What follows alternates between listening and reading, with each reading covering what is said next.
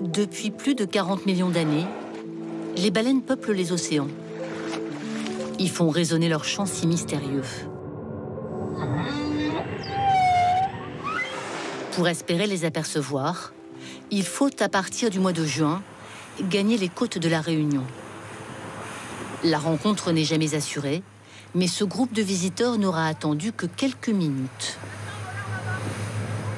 Là, il y a un souffle déjà. On va aller voir ce que c'est.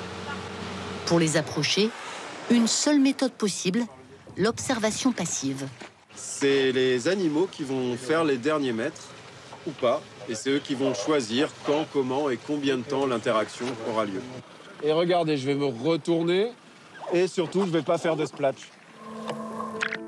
Lentement, le groupe de plongeurs progresse vers le cétacé. On est vraiment dans l'eau bleue et tout d'un coup on voit cette grosse tête. Je pensais pas que c'était aussi gracieux, c'est délicat, c'est cool à refaire.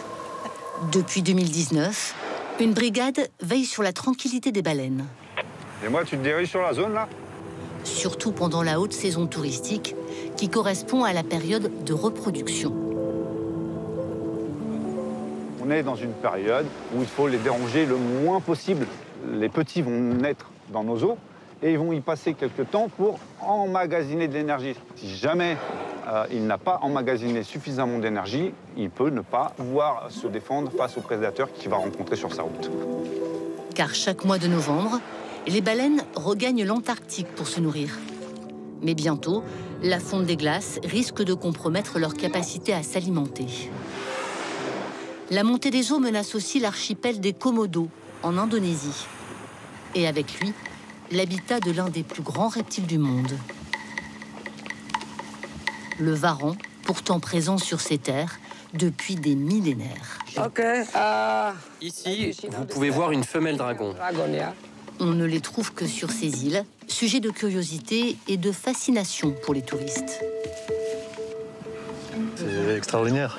C'est un animal préhistorique. Je ne m'attendais pas à ce qu'il soit aussi actif, parce qu'on en voit parfois coucher. En partie protégé du braconnage par la création d'un parc national, le dragon vit aussi au contact de la population. Sa morsure est redoutable, sa salive contient plus de 50 bactéries, mais les habitants ont appris à cohabiter. Les habitants de Komodo revendiquent de ne pas avoir peur des dragons. Ils vivent ensemble car ils pensent qu'ils sont de la même famille, nés du ventre de la même mère humaine. Plus au nord, dans les brumes de la jungle, si Bornéo se réveille encore au cri des gibbons, ces singes au long bras ne sont plus à l'abri dans leur canopée. Leur espèce est menacée. Depuis 25 ans, Chani, un Français installé sur place, tente de les protéger. Bonjour. Alors, sur quelle zone vous partez en patrouille aujourd'hui? Avec son équipe, il traque les braconniers, première menace pour les gibbons. Si on croise quelqu'un, on va lui dire « Vous êtes dans une zone protégée. Vous n'avez pas le droit de chasser ni de couper les arbres. » Pour les animaux tombés malgré tout entre de mauvaises mains, le Français a créé ce sanctuaire. Ici, il y a 219 gibbons.